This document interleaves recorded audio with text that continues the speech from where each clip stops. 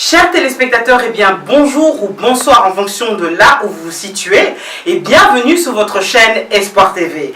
Notre devise, vous la connaissez, car le meilleur reste à venir. Alors aujourd'hui, j'ai le plaisir de recevoir pour cette émission Être chrétien au quotidien, une psychothérapeute chrétienne, et nous allons aujourd'hui parler de choses dont malheureusement il se peut que les chrétiens souffrent. Ce qu'on appelle les maladies de l'âme et plus communément la dépression, le stress, le burn-out et toutes ces choses qui dérangent l'âme. Alors, bien sûr, nous allons essayer de comprendre d'abord qu'est-ce que la psychologie. Nous allons essayer de voir avec Pascal Van Nuffel également s'il est possible que les chrétiens souffrent de ces choses, et je pense que malheureusement c'est le cas. Et également, nous allons voir comment il faut faire pour être traité et pour guérir de ces maladies de l'âme. Alors, n'hésitez pas bien sûr à nous contacter via l'adresse email que vous voyez s'afficher, également le numéro de téléphone si vous avez des questions que nous pouvons transmettre à l'ASBL La Houlette, qui est justement le centre La Houlette, qui est le centre de psychologie. Eh bien, n'hésitez pas à le faire. Vous avez la possibilité également de contacter directement le numéro de La Houlette que vous voyez également sous votre écran. Bonjour Pascal, comment allez-vous? Très bien. Merci d'être là. Merci. Alors aujourd'hui, on va parler de quelque chose dont on ne parle pas souvent, je pense, dans les milieux chrétiens.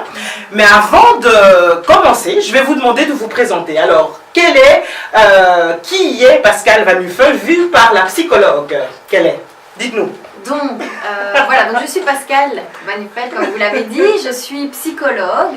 Et effectivement, j'ai fait une spécialisation en plus de mes études de psychologie comme psychothérapeute systémique, parce que voilà, on aura peut-être l'occasion d'en reparler, mais il y a différents courants psychothérapeutiques dont la systémique. Et la systémique, c'est vraiment le travail plutôt dans les relations, les familles, les couples.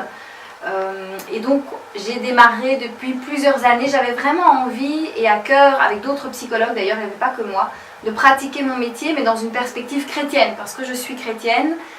Depuis enfant, j'ai vraiment cheminé avec le Seigneur et j'avais vraiment à cœur de faire ce métier, mais avec le Seigneur et en accord avec la parole de Dieu.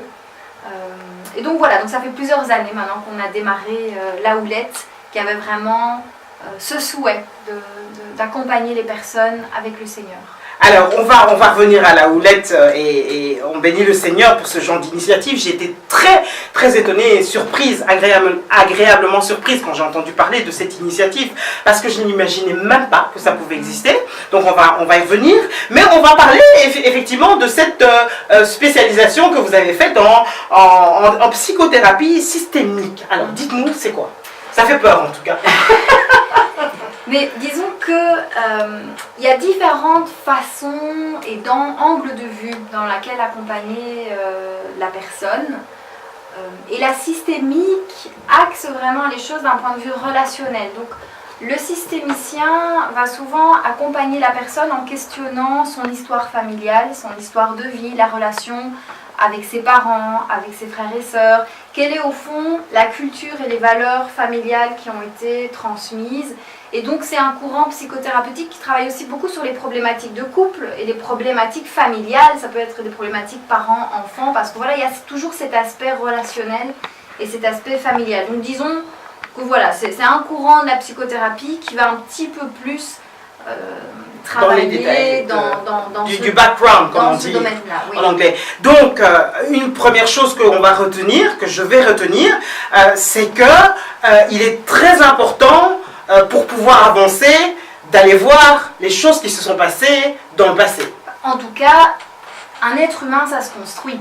Et forcément, on se construit au fur et à mesure du temps, et notre histoire personnelle, la façon dont les choses ont pu être vécues dans notre famille d'origine, les valeurs qui ont été transmises, tout ce qu'on a pu traverser aussi comme épreuve va forcément avoir un impact de qui on est aujourd'hui, et c'est à prendre en compte, en tout cas dans l'accompagnement de la personne.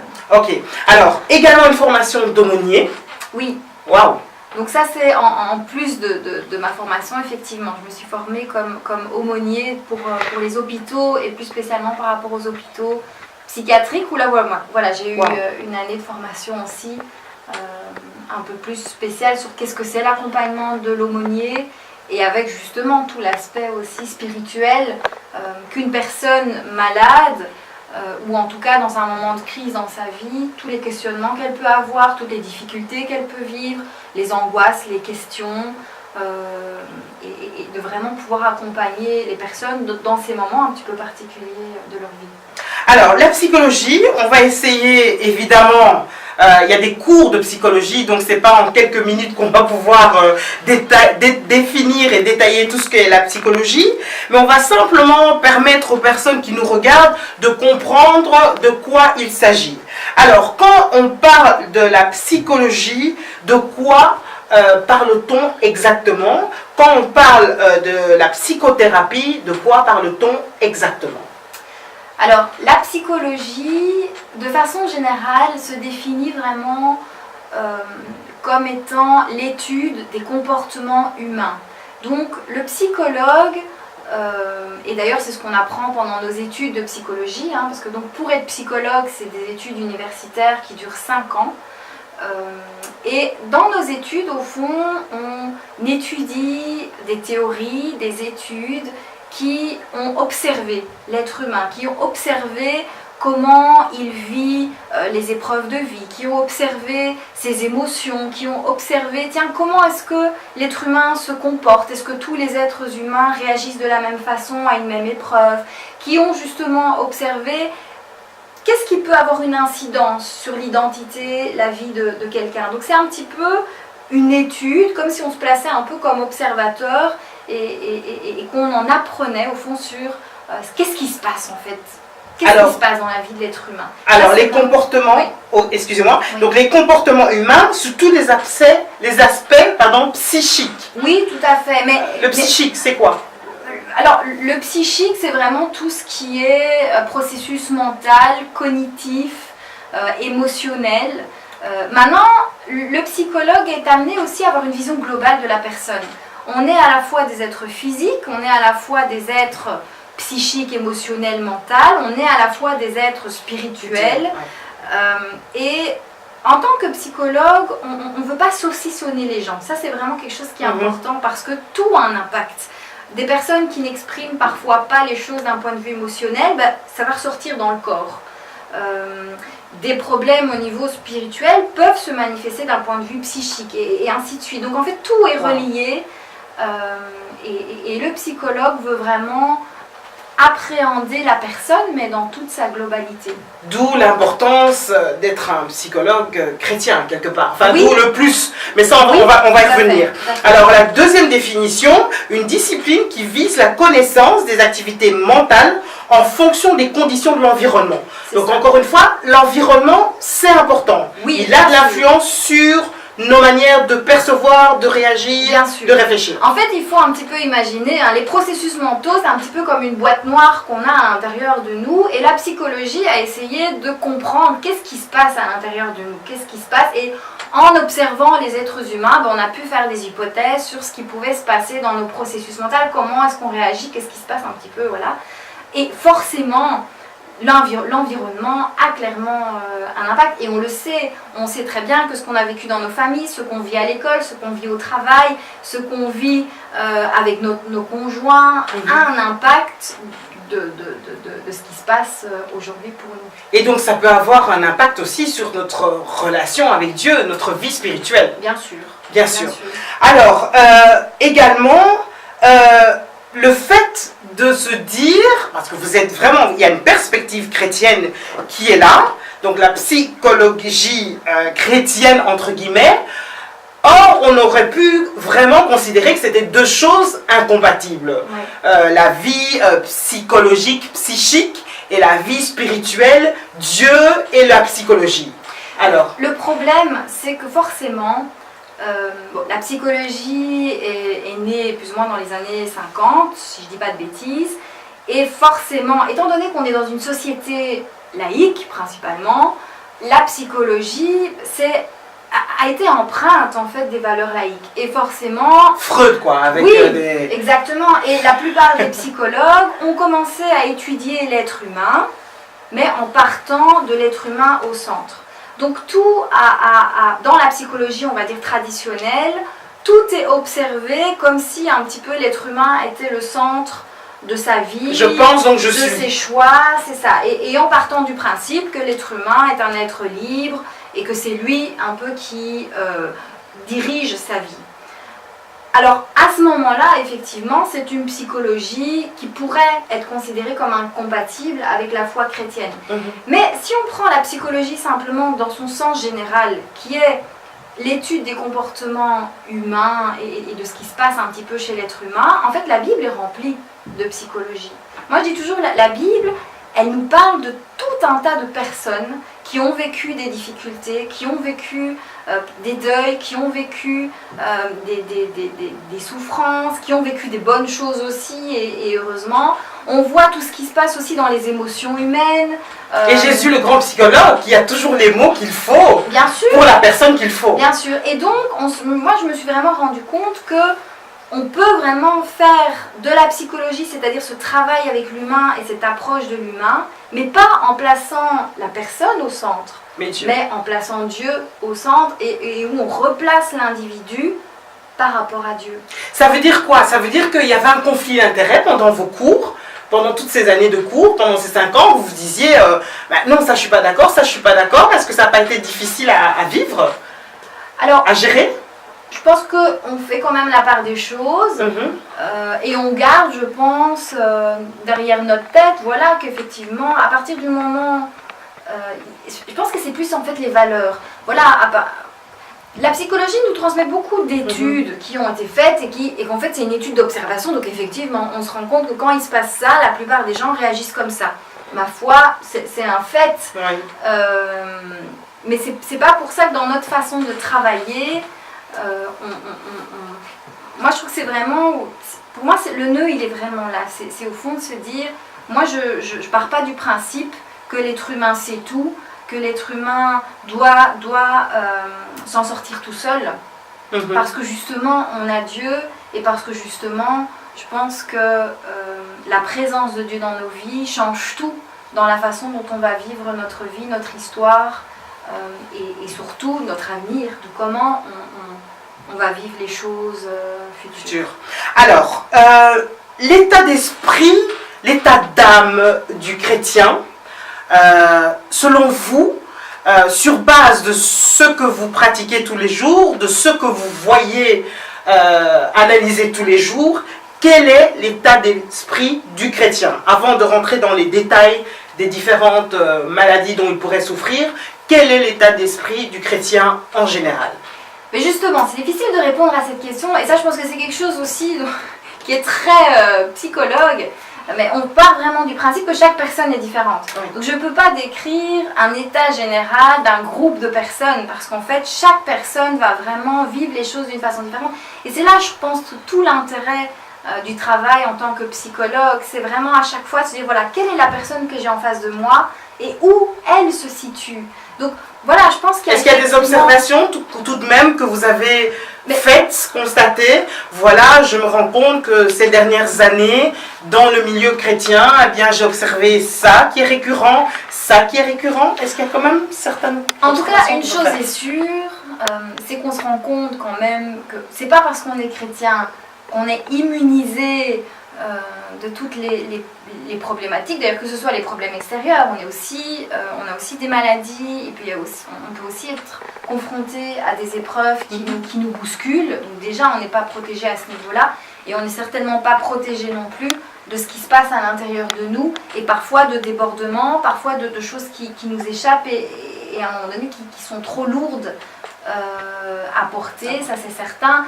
Et d'ailleurs, on le sait, on est toujours dans ce monde, on est toujours sur cette terre et on est toujours parfois soumis aux limites de notre corps, aux limites émotionnelles, aux limites psychiques. On est des êtres limités et donc forcément confrontés aussi à des difficultés. On n'est pas encore le corps céleste comme on le sera avec le Seigneur. Et donc, tant qu'on est sur cette terre, oui, ça arrive à tout le monde et même aux chrétiens. De souffrir de certaines maladies bien sûr. De l'âme. Alors, quand on parle de maladie de l'âme, votre définition de psychothérapeute, psychologue, des maladies de l'âme, une petite définition, vue par vraiment vous-même. Oh là là, ce serait... Ça serait tout simplement, est-ce qu'on pourrait dire que c'est tout simplement le résumé de ce que vous venez de dire quand vous avez analysé la psychologie, c'est de dire, ben voilà, c'est des souffrances au niveau des comportements, on peut dire que c'est ça? Moi je dirais que souvent, ce qu'on observe en tout cas, c'est que la personne va vivre une série de symptômes. Il peut y avoir de la fatigue, des pleurs, des symptômes qui montrent en tout cas qu'il y a une difficulté qui est vécue. Mais les symptômes, moi je compare toujours un petit peu ça comme un iceberg. Les symptômes ne sont que la face visible de l'iceberg et il va falloir ensuite décortiquer qu'est-ce qu'il se passe. Et là les causes peuvent être multiples. Et moi je verrais un peu la maladie de l'âme comme ça, c'est-à-dire ben voilà, on a des symptômes en tout cas qui apparaissent et qui sont visibles. Mais qu'est-ce qui se cache en dessous? Et là, les causes, voilà, elles peuvent être multiples parce que ça peut être autant des causes, on va dire, plus humaines, psychiques, physiques, émotionnelles. Mais je pense que clairement, il y a aussi des causes spirituelles. Et c'est l'ensemble qui fait à un moment donné que la personne va exprimer certaines choses. Alors, j'ai oublié de demander une précision. La différence entre le psychologue et le psychiatre, est-ce qu'il y a une différence? Oui, alors, pour être psychologue, on a fait des études universitaires qui durent 5 ans et on est reconnu par la Fédération des psychologues. Un psychiatre est un médecin. Donc un psychiatre, il a fait 7 ans de médecine et ensuite il fait une spécialisation en psychiatrie. Et c'est pour ça que le psychiatre va plutôt souvent aborder... Alors, après, ça dépend des psychiatres. Il y a des psychiatres qui peuvent être aussi psychothérapeutes. Mais le psychiatre, en tout cas, va aborder tout le volet médical de la maladie mentale et psychiatrique. Et donc, va, par exemple, gérer tout ce qui est traitement. Oui, donc c'est juste un diagnostic. Un diagnostic et puis tout un accompagnement et un traitement médicamenteux. Nous, en tant que psychologue, on n'est pas médecin. Et donc, on ne prescrit absolument pas de médicaments. D'accord, ok. Alors, premier aspect... première souffrance, la dépression. Alors, on entend beaucoup parler de dépression. Est-ce qu'on peut, en tant que chrétien, souffrir de dépression? Comment se manifeste la dépression? Enfin, la personne qui nous regarde là aujourd'hui, comment elle peut savoir si éventuellement elle souffre de dépression ou quelqu'un dans son entourage souffre de dépression? Alors, oui, la dépression, voilà. C'est pas parce qu'on est chrétien qu'on ne peut pas souffrir de dépression, ça c'est une chose. Alors la dépression, bon, elle se manifeste par plusieurs symptômes, mais souvent ça peut se manifester voilà, par de la fatigue. On n'a plus l'énergie de faire les choses qu'on faisait auparavant. Ça va être des personnes par exemple qui vont dormir toute la journée ou une partie de la journée, où il ne va plus y avoir la force de s'investir comme avant. Il peut y avoir des pertes d'appétit aussi, on n'a pas faim, on n'a pas envie de manger, on n'a pas envie de façon générale. Ça peut s'accompagner de pleurs, de tristesse, d'un sentiment comme ça qu'on n'est pas bien. Voilà, de façon générale, voilà un petit peu. Et alors ça doit durer un certain temps, parce que ça arrive à tout le monde, parfois d'avoir une journée ou deux où on n'est pas bien, mais la dépression, il y a vraiment cet aspect que ça se prolonge dans le temps, pendant plusieurs jours, plusieurs semaines. C'est différent de la déprime ou bien c'est la même chose? Non, c'est la même chose. Maintenant, moi je me méfie toujours des étiquettes parce que c'est pas comme la grippe. Je veux dire, les maladies mentales, il suffit pas de dire « Ah ben vous souffrez de dépression, on va faire ça et ça va se régler ». Il y a plusieurs causes à la dépression. On peut en parler justement, les causes? En fait, ce qui se passe, c'est que la dépression, c'est assez complexe parce qu'il peut y avoir des dépressions réactionnelles, c'est-à-dire un événement de vie qui se passe, la perte d'un conjoint, la perte d'un enfant, la perte d'un emploi, enfin voilà, toute situation, une maladie, un diagnostic quand même difficile. Alors forcément, quand on vit une difficulté, on va vivre un moment de tristesse, de difficulté, un down qui va vraiment pas être évident. Il faut pas tout de suite mettre le mot dépression. Mais on a parfois tendance quand même à mettre le mot dépression s'il y a quelque chose qui perdure dans le temps. Maintenant, il y a des dépressions aussi qui ont vraiment des causes physiologiques, où il y a vraiment un dysfonctionnement au niveau des neurotransmetteurs, donc au niveau cérébral. Et c'est pour ça que parfois c'est nécessaire que des personnes qui sont en dépression prennent des traitements qui vont stabiliser les humeurs et ce qui se passe au niveau des neurotransmetteurs. Mais ce n'est pas le cas de toutes les dépressions, mais parfois c'est vraiment nécessaire. Parfois les gens sont tellement mal parce qu'il y a vraiment un dysfonctionnement que ça vaut la peine qu'ils aillent voir un médecin psychiatre ou médecin traitant qui peut alors leur prescrire des antidépresseurs pour restabiliser les choses et en parallèle peut-être faire un travail d'accompagnement pour les raisons peut-être qui les ont amenés à la déprime. Mais il peut y avoir vraiment des causes physiques à la dépression. Comment savoir qu'on est malade, qu'on est dépressif? Comment le savoir? Mais je crois que si vraiment on se rend compte qu'on n'arrive plus à gérer sa vie, qu'on se rend compte vraiment qu'on a un mal-être, qu'on n'arrive plus à faire face à l'éducation de ses enfants, au travail. Qu'on n'arrive plus à prier aussi. Oui, tout à fait, qu'on sent qu'il y a comme ça un débordement. Je pense que ça vaut la peine d'en parler. Que ce soit d'en parler à un proche, d'en parler au pasteur, d'en parler, d'aller voir un psychologue, mais de ne pas rester seul. Moi, je dis que ça, c'est le conseil le plus important, c'est de surtout pas rester seul avec ça et d'oser en parler, d'oser poser des questions. Pourquoi c'est encore tellement tabou aujourd'hui? Pourquoi c'est encore tabou? Et surtout, justement, dans les milieux chrétiens. Je veux dire, on n'en parle jamais de ce côté psychologique, quoi. Mais je pense que d'une part, il y a quand même encore parfois un petit peu dans les représentations qu'il faut être fou pour aller chez un psy, où il n'y a que des fous qui vont chez les psys. Donc là, je pense que c'est quelque chose qui doit un petit peu évoluer dans les mentalités, c'est que ça n'a absolument rien à voir avec la folie, et qu'il n'y a pas d'un côté les gens sains, d'un côté les gens fous, mais qu'au contraire, on peut tous, à un moment donné de sa vie, et de se dire que c'est temporaire aussi, c'est pas parce qu'à un moment donné, on peut vivre une difficulté, qu'on la vit tout le temps, ou qu'on peut être traité de fou, donc voilà, ça n'a rien à voir, c'est à un moment donné où on a une difficulté, ça doit déjà changer dans les représentations. Et puis je pense que on a une tendance à saucissonner les gens. Comme je dis, il y a une tendance à faire croire que voilà, soit c'est une maladie physique, soit c'est une maladie psychique, soit c'est une maladie spirituelle. Il y a peut-être cette tendance dans certains milieux chrétiens de dire tout est spirituel et on exclut complètement le physique et le psychique. Et je pense que c'est peut-être ça aussi qui fait alors qu'on nie le fait qu'il peut y avoir des causes physiques et psychiques. Or, moi je pense qu'il y a les trois. Alors comment vous faites justement en tant que psychothérapeute chrétienne pour faire la part des choses, de voir par exemple un cas devant vous, on ne va pas rentrer dans les détails des cas parce qu'il y a quand même le secret professionnel, mais de vous dire, ah non, ça c'est plutôt un cas où il faut prier, il faut peut-être chasser les démons, ou un cas où il faut que ça soit traité. Je pense que là c'est comme tout le monde, on a besoin du discernement et de l'aide du Seigneur, parce que je pense qu'il n'y a que Dieu qui peut nous donner ce discernement-là.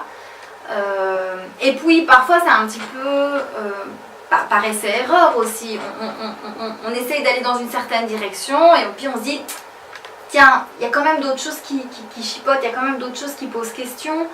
Et puis on prie vraiment, moi je prie pendant mes consultations, à la fin de mes consultations, on compte vraiment sur le Seigneur aussi pour intervenir, pour agir, et ça j'en suis plus que convaincue.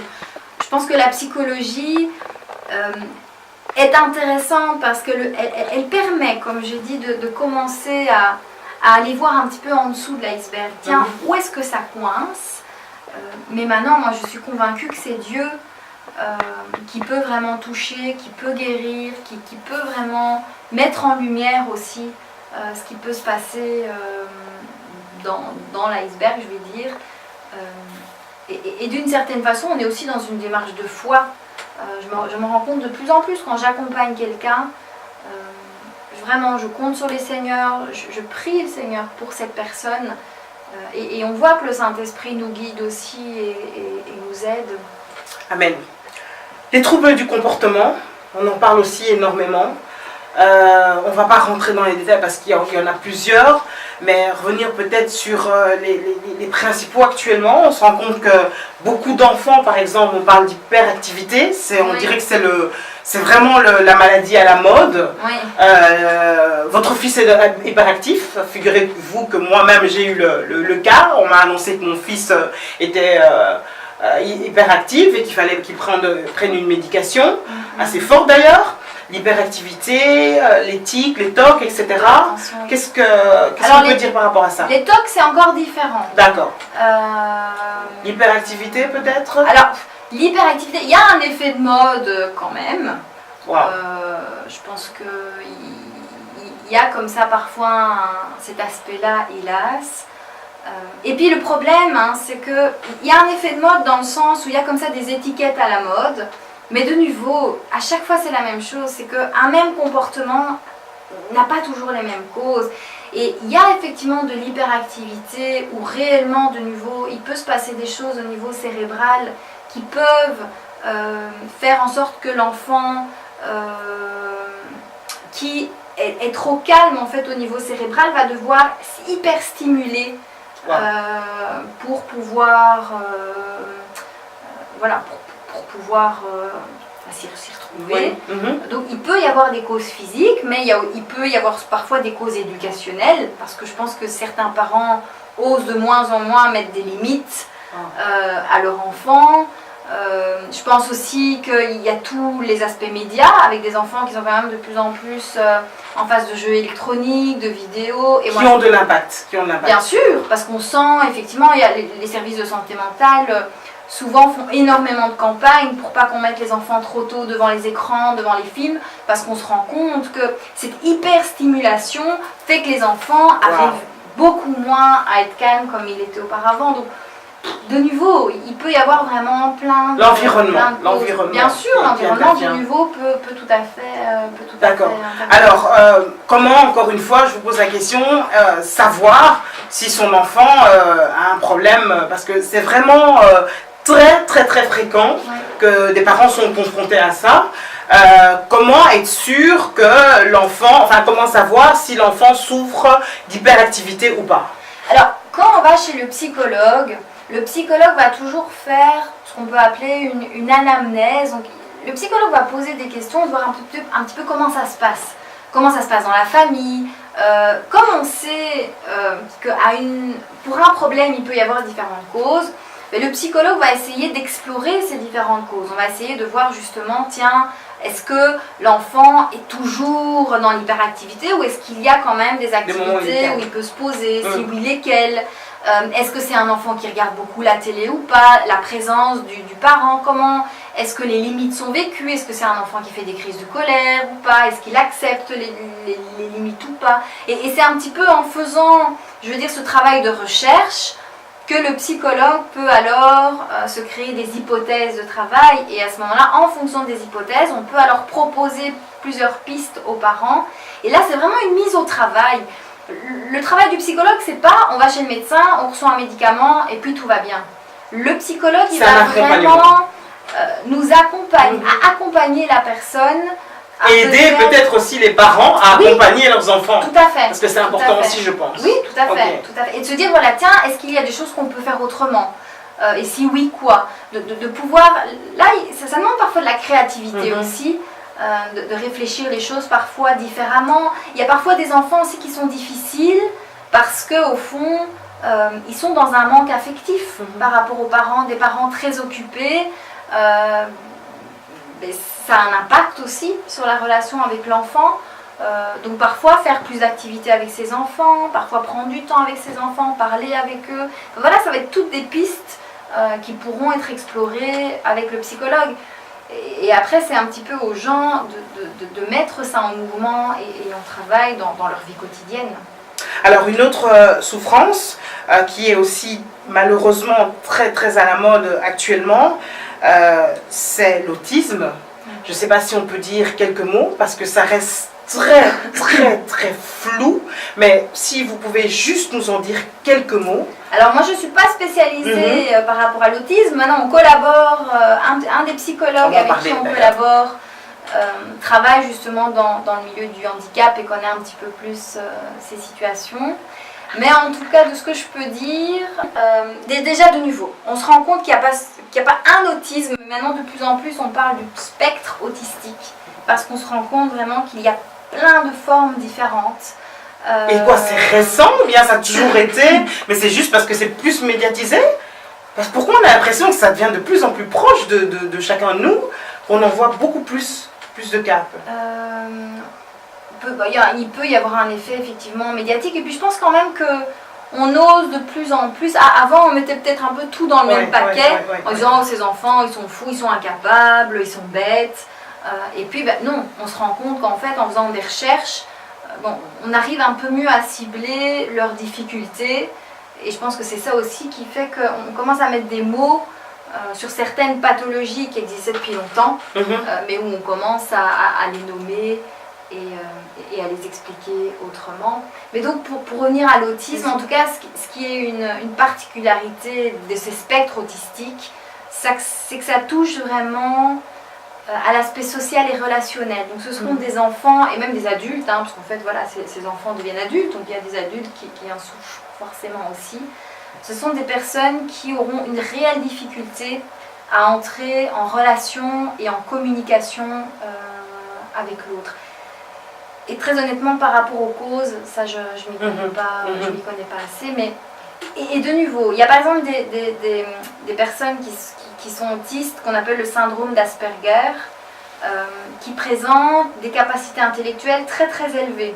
Il y avait le film à l'époque de Rainman, mais ce n'est pas le cas de toutes les personnes qui souffrent d'autisme. Donc c'est pour ça qu'on parle de spectre autistique, parce qu'on se rend compte qu'il y a vraiment énormément de différences dans les capacités de ce que peuvent vivre les personnes. Encore une fois, les chrétiens ne sont pas forcément épargnés. Bien sûr, non, il y a des chrétiens qui ont des enfants autistes, et avec tout le questionnement et la difficulté, parce que comme je dis, ce qui est difficile, et c'est très difficile pour les parents, parce que comme c'est des enfants qui vont avoir difficile à rentrer en relation, c'est des enfants qui ne vont pas nécessairement regarder dans les yeux, c'est des enfants qui ne vont pas nécessairement sourire, où il ne va pas y avoir parfois ce lien qui existe normalement avec ces enfants, et donc c'est souvent des parents très en souffrance et qu'il faut vraiment aider, qu'il faut vraiment accompagner. Justement, les parents en souffrance, il y en a sûrement qui nous regardent, des personnes en souffrance parce que ils sont confrontés à ce genre de maladie et qui se disent mais pourtant moi je crois en Dieu, j'ai la foi, je prie, pourquoi ça m'arrive à moi? Qu'est-ce que vous pourriez dire pour encourager ces personnes-là? En tout cas, c'est sûr qu'on ne comprend pas toujours pourquoi est-ce que Dieu permet ce genre de situation. Mais ce que je suis convaincue, c'est que Dieu est souverain, que Dieu est tout-puissant et que Dieu est là. Et je pense vraiment, et je le sais parce que je l'ai moi-même vécu, que malgré l'épreuve, Dieu nous soutient, Dieu est fidèle, Dieu est amour. Et je pense que c'est vraiment important de savoir qu'il ne nous lâche pas, qu'il continue à nous tenir la main. Et qu'il est fidèle, même si c'est difficile, je sais que Dieu pourvoit, je sais que Dieu est quand même attentif à nous et est toujours présent. Amen. Alors, dernier cas avant de parler de l'accompagnement que vous faites au sein du centre La Houlette, le fameux burn-out. Waouh!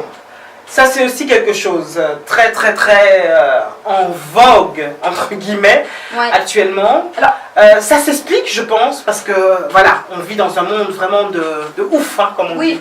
Passez-moi l'expression. Oui, certainement. C'est vrai qu'on est dans un monde où je pense que les gens ça va trop vite, ont de plus en plus de pression, que ce soit au niveau du travail, au niveau de la rentabilité. On est dans un monde hyper stimulant. Que ce soit au niveau des activités, même les enfants, on a vite tendance à les inscrire à toutes sortes d'activités, à courir tout le temps. Et je pense qu'effectivement... même dans l'église, les pasteurs sont toujours occupés, les horaires... C'est un danger qu'on peut tous avoir, d'être hyper actif dans plein de choses, au point à un moment donné de ne plus s'écouter et de ne plus entendre parfois la fatigue, les moments où on devrait lever le pied. On maltraite son corps finalement. Oui, on ne se respecte pas et il y a un moment donné où ça craque. Et je pense que le burn-out, c'est vraiment ce moment où on craque et où on n'arrive plus. Et c'est dommage parce que le problème, c'est que si on attend d'en arriver là, alors à un moment donné, on s'écroule. Alors que très souvent, avant, il y a des signes précurseurs. Je pense que quand on commence à être irrité, quand on commence à être fatigué, quand on sent qu'on s'en sort plus, qu'on n'arrive plus à gérer, on oublie, qu'on a des vertiges, qu'on oublie, etc. et qu'on le ressent physiquement, mais aussi émotionnel, on sent qu'on n'arrive plus à faire la part des choses, que les choses nous dépassent. C'est toutes des indications qu'à un moment donné, on en fait peut-être trop et qu'il faudrait freiner. C'est pire que la dépression? Je pense qu'il n'y a pas de pire ou de moins pire, je pense que c'est incomparable. Ouais. C'est tout à fait autre chose. D'accord. Mais quoi qu'il en soit, ça peut... Le burn-out peut entraîner la dépression, finalement. Oui, ça pourrait, pas nécessairement, mais ça pourrait, mais ça dépend. D'accord. Mais je crois que c'est important de ne pas comparer l'un ou l'autre. D'accord. Alors, avant de parler de l'accompagnement pour terminer, il nous reste quelques minutes. La conclusion par rapport à ces 4 cas de maladies dont on vient de parler, dont peut souffrir les chrétiens, ou les non-chrétiens d'ailleurs, la dépression, le burn-out, les troubles du comportement, le stress, qu'est-ce qu'on peut dire de tout ça de manière globale? Mais moi, ce que je dirais de toute façon, c'est vraiment l'importance de ne pas rester seul. Parce que très souvent, quand on souffre de cela ou même d'autres choses, on est un peu le nez dans le guidon, hein, on dit, où on y voit plus clair. Quand on est mal, on a tendance aussi à un certain repli. Et je pense que c'est vraiment important de pouvoir en parler, parce que je pense que ça peut aider à prendre un peu de recul par rapport à ce qui se passe, à peut-être un peu mieux comprendre où on en est, à faire le point aussi par rapport à soi, par rapport à Dieu. Et puis, il y a un réel danger, parce que parfois, ça peut, tout ce mal-être peut faire venir de la colère, de l'amertume, des doutes par rapport à sa foi. Et je crois qu'il ne faut pas rester, faut pas laisser cette gangrène, je veux dire, se développer. Et je pense que c'est vraiment important de parler. C'est une maladie qui n'est pas, qui peut se guérir, qui peut se soigner. C'est ça que je veux dire, Alors, il faut comprendre, non? Ouais, ce sont des maladies qui sont pas insurmontables. Insurmontable, non, maintenant c'est vrai que c'est jamais évident. Ça prend du temps, et comme j'ai dit, ça dépend un petit peu des causes aussi. Wow. Mais voilà, moi je pense aussi que le Seigneur est tout puissant, et en tout cas clairement dans notre pratique on voit vraiment des fruits, et on voit vraiment, moi ce que je vois souvent c'est que ces maladies parfois amènent tellement la personne à être mal que, comme vous disiez tout à l'heure, même sa relation avec Dieu est bloquée. Oui.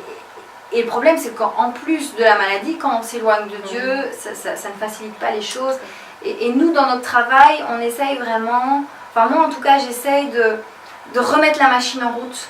De réconcilier les gens avec eux-mêmes, de les réconcilier avec les autres et de les réconcilier avec Dieu finalement. Oui, clairement. Et quand les personnes reprennent du temps avec Dieu, quand les personnes vraiment réinvestissent les choses, Dieu agit, Dieu intervient. Et en cela, je pense qu'il y a un espoir. Pour tout le monde, c'est que Dieu est grand. Même si humainement, c'est pas évident, Dieu est grand. Il a des projets de paix, non de malheur. Bien sûr, un avenir et d'espérance. Alors, la Houlette, donc c'est le centre où vous travaillez. Parlez-nous un peu justement de l'accompagnement que vous faites, mais aussi de la supervision et du soutien que vous faites aux églises, aux pasteurs, aux différentes organisations qui sont là pour aider. Dites-nous un peu de quoi il s'agit, en quelques mots. Donc la Houlette est une association de psychologues. On est 5 psychologues qui travaillons dans une perspective chrétienne dans la Wallonie et à Bruxelles, en Belgique. Avec chacun nos spécificités, et donc effectivement on propose des accompagnements individuels de couple et de famille à toute personne qui peut à un moment donné en ressentir le besoin, comme je le disais clairement dans une perspective chrétienne, en accord avec la parole de Dieu et en comptant aussi sur le Seigneur pour agir et pour intervenir dans les vies. L'initiative a commencé comment? Pourquoi et comment? Alors moi, comme je dis, j'avais à cœur depuis longtemps de pouvoir vraiment pratiquer mon métier dans une perspective chrétienne. J'ai rencontré à l'église un autre psychologue qui avait vraiment ça à cœur. Et c'est comme ça que l'initiative s'est créée. Et puis grâce à Dieu, on a rencontré d'autres psychologues qui avaient cette même envie. Et c'est comme ça qu'on a commencé à collaborer et à proposer cet espace-là. Alors les difficultés, parce qu'il y en a toujours dans tout ce qu'on entreprend, quelles sont les plus grosses difficultés auxquelles vous avez été confrontés? Est-ce que c'est le fait que c'est encore très tabou? Est-ce que c'est le fait que, quand on parle de ça au niveau des églises, en tout cas certaines communautés, c'est pas bien perçu? Quelles sont les difficultés auxquelles vous avez été confrontés?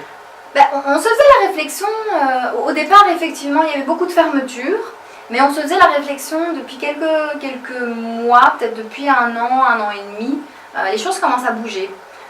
Et on a de plus en plus de pasteurs, d'églises qui commencent à venir, à nous orienter des personnes ou à venir nous faire des demandes parce qu'on propose aussi des conférences. On peut vraiment venir parler de sujets dans les églises. On peut aussi accompagner des groupes de soutien, parce que ça c'est vraiment quelque chose qui est important pour nous. On ne se substitue pas du tout aux ministères d'aide qui sont dans les églises, parce que je pense que c'est essentiel. Les gens ont besoin d'être soutenus dans les églises, les gens ont besoin, et je pense que la communion fraternelle est essentielle au sein des églises. Et on peut vraiment soutenir s'il y a des personnes qui visitent plus particulièrement les gens qui ne vont pas bien au sein de l'église. On peut vraiment aussi les aider, les rencontrer, parce que voilà, je pense que c'est vraiment nécessaire. Et nous, on vient plutôt en complément, parce qu'on se rend compte parfois que les pasteurs et les personnes de l'église sont parfois démunis, ne savent plus trop comment gérer certaines situations. Et à ce moment-là, on peut vraiment les aider et plutôt être un... Et puis il faut la formation, vous avez la formation quand même. Oui, c'est une discipline, il faut se former. Donc c'est important. Alors, Pascale Van Nuffel, le mot de la fin, quel serait-il par rapport à tout ce qu'on a dit? Quelle serait votre conclusion, s'il vous plaît, pour cette émission? En tout cas, je pense qu'il ne faut pas avoir honte de ce qu'on vit. On est humain, on vit des difficultés. Et puis voilà, je l'ai déjà dit plusieurs fois, mais je pense l'importance de ne pas rester seul, d'oser en parler et de pouvoir vraiment être accompagné avec le Seigneur et avec une personne compétente. Voilà. Merci beaucoup en tout cas. Donc voilà, vous voyez les coordonnées de La Houlette s'afficher sur votre écran. Le site internet www.lahoulette.be www.lahoulette.be et n'hésitez pas donc à contacter l'adresse email lahoulette@yahoo.fr ou sinon contactez-nous sur Espoir TV. Vous pourrez sans problème avoir les coordonnées de nos différents psychologues. Et j'espère que bientôt sur Espoir TV, eh bien, nous aurons une psychologue ou un psychologue qui viendra faire quelques petites consultations en direct parce que je pense que c'est important. Merci beaucoup Pascale. Avec plaisir. J'ai appris énormément de choses. Il y a beaucoup de questions que j'ai encore à vous poser. J'espère qu'on pourra le faire lors d'une autre émission. Par exemple, on sait que pas mal de personnes, de chrétiens ont souffert d'abus, de toutes sortes d'abus, et c'est très très difficile d'en parler également. On pourra essayer de voir quels sont vos conseils par rapport à ça et comment il faut confronter cela et comment faire pour en parler et à qui en parler. Si vous êtes d'accord. Vous êtes d'accord? Pourquoi pas? Ben voilà. Merci beaucoup. Voilà, je remercie donc à la technique le frère Papy Emel qui est fidèle au poste. Merci en tout cas d'avoir suivi cette émission. Moi, ce que je retiens, c'est que voilà, on peut être chrétien, mais on est humain. Et dans notre humanité, dans notre faiblesse humaine, parce que nous avons un grand Dieu, mais nous restons humains, il peut arriver que nous ayons certaines souffrances. Alors, comme l'a dit Pascal, la première chose à faire, c'est d'en parler. Donc, n'hésitez pas à en parler. Il y a des personnes à qui vous pouvez parler, il y a des psychologues de La Houlette à qui vous pouvez en parler, vos pasteurs à qui vous pouvez en parler, mais ne restez pas chez vous avec vos souffrances, parce que plus vous restez chez vous avec vos souffrances, et bien plus vous allez souffrir. Donc je vous fortifie, je vous encourage vraiment à vous fortifier au nom de Jésus. On se retrouve bientôt pour une autre émission, en attendant que Dieu reste notre priorité. Bye bye.